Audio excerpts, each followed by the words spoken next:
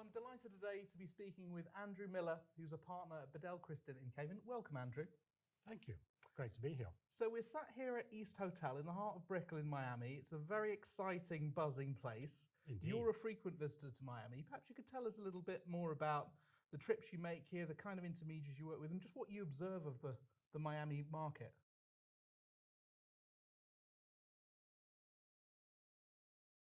Well, it's great to be actually be able to get on planes and come to places like this again, isn't it? You know, we were all kind of treading water a bit. Miami is an hour and 7 minutes away from us. It's we consider it almost as much part of Latin America as North America. It's a fantastic hub for financial services. So inevitably, there's a very close connection between Cayman and Miami. So yes, we're up here all the time. And also, I just happen to like Miami as well. It's a fantastic international city, very cosmopolitan. And you might work with a whole range of intermediaries from private banks and wealth managers, asset managers, legal and tax advisors here with an international outlook. What's the kind of characteristic of people you might? Yeah, I mean, you know, obviously there's a large Latin flavour to it. But it is very cosmopolitan. I mean, you know, it's not just Latin Americans. You get all sorts of international high net worth individuals, families, family offices, all centered around places like Brickell. So yes, it's a great place to come and meet people. And drawing on your experience and the work you do with international high net worth families, what's your sense of what they want at the moment and what the private wealth industry is doing to cater to their needs? Yeah, I mean, I get the feeling, and I think this is true globally, that with the younger generation coming through, they're a lot more focused on the sort of things that, you know, perhaps their parents were less focused on. Things like family governance, and they've got a sort of thirst for knowledge. So the better advisors nowadays have to recognise that and be willing to work with them, educate them, and frankly take their opinions into account. So is that seeing things like family charters, or like what are the kind of the legal toolkit that people are using to get to better governance? Yeah, all of that. Yeah. But I think thinking about these things a lot more, you know, realizing the importance of it, how if it's not done well, it can go very badly. And what's the latest from the Cayman toolkit? You know, I know that there's many new vehicles that are coming out that are being utilised. Perhaps you could tell us a little bit more. I mean, you know, as a jurisdiction, we like to think we're very nimble. Yeah. There's always some sort of development going on. I suppose in the last couple of years, the big one has been foundation companies, of course. When those were introduced, they were sort of very novel, and like all of these things, it took a little while for them to get traction. They definitely are now firmly part of the landscape, and we're seeing them being used a lot. Indeed, everything from being used as PTCs, private trust companies, without the need to have, say, like, you know, the traditional purpose trust parked over the top, to, frankly, you know, replacing what would have otherwise been a complicated PTC structure entirely. So do they offer the family that bit more control? Are they popular in certain parts of the world, or just like PTCs have always been very popular in terms of families having control and being able to partake in governance. It's the same sort of principles. And what are you seeing in terms of the ESG and sustainability space? Many jurisdictions are trying to adapt their law to help trustees accommodate more ESG investment. Is that something I think so, yeah. I think there's a kind of buzzword thing about it. There's that side and the sort of greenwashing side. Definitely. I mean, the sort of families we work with, in a lot of cases, the reality is they'll never spend the income, never mind the capital. So inevitably, you know, that becomes part of the consideration about ESG and how to implement that as part of, you know, the sort of overall family structuring. And also in Cayman, crypto and digital assets has become an increasing part of the landscape. When I talk to intermediaries, many people talk about dealing with professionals in Cayman. Is that something you're seeing in your practice? Yeah, well, we're seeing that in various aspects. those with, for example, a more traditional investment portfolio, just deciding to get a little bit into it, then we're also seeing it in terms of, at the other end of the extreme, those who made their money through crypto. So their entire portfolio is crypto. And the challenges around sort of, structures in order to hold that,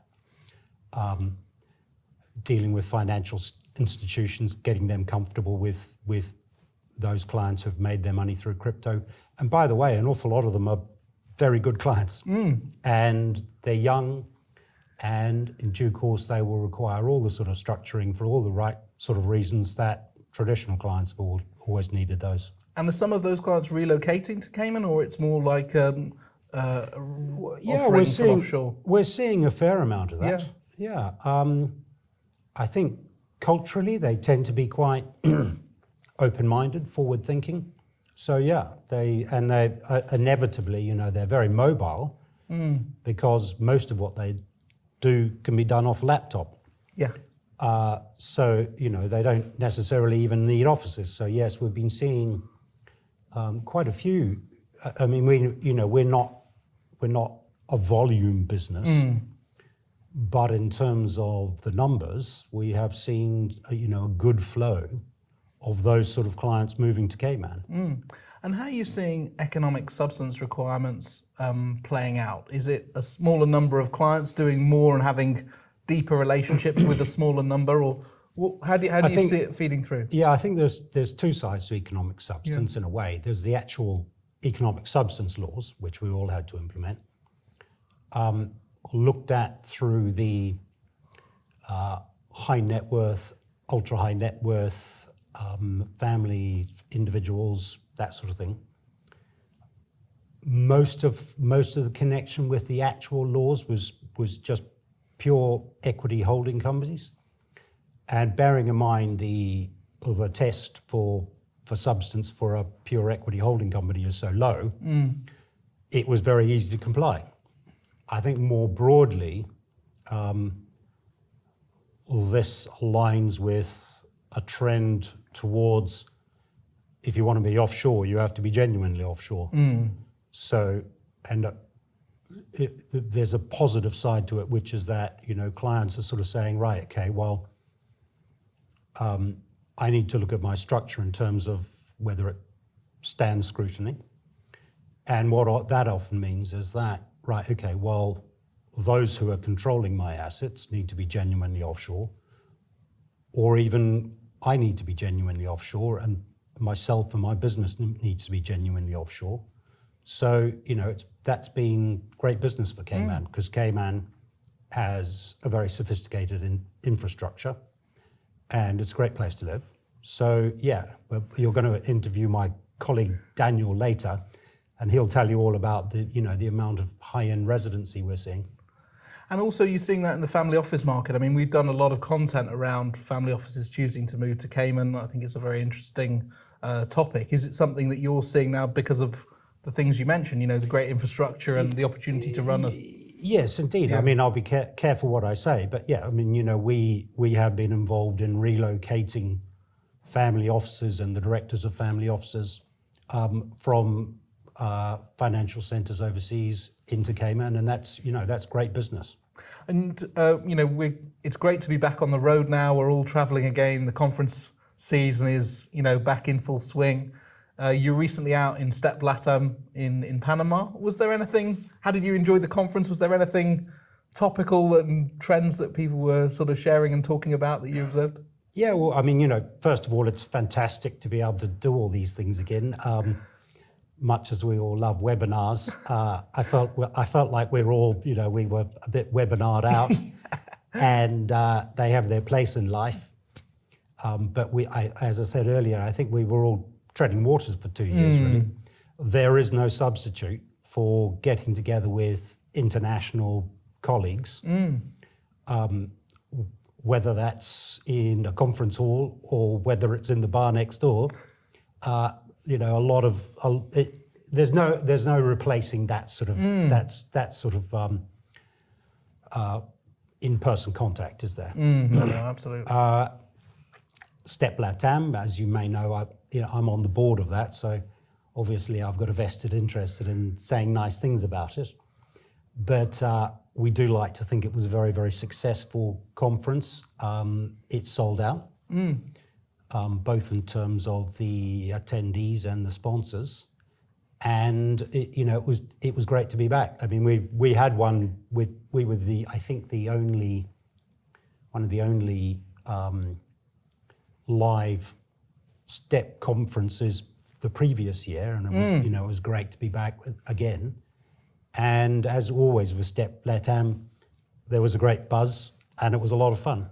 And do you find that onshore advisors from across South America and Latin America come to those conferences with the strong working knowledge of Cayman and the other financial centres they're coming to interact, but they're already coming off a really strong contemporary knowledge of modern wealth structuring? Yeah, absolutely. Yeah. And indeed, one of the reasons, I suppose, all those years ago when we first thought about STEP LATAM was, a coming together of the Latin American world and the offshore world and the onshore world, and I think everybody's benefited from that.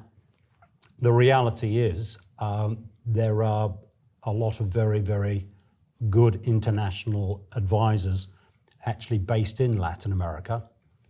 And as with all of us, they're getting more sophisticated. Their structures are getting more complex. And, we're all benefiting from the contact and exchanging knowledge. And how do you see European advisors? I mean, are London or Swiss-based advisors as equally important in your mix of contacts, or is Latin America No, absolutely.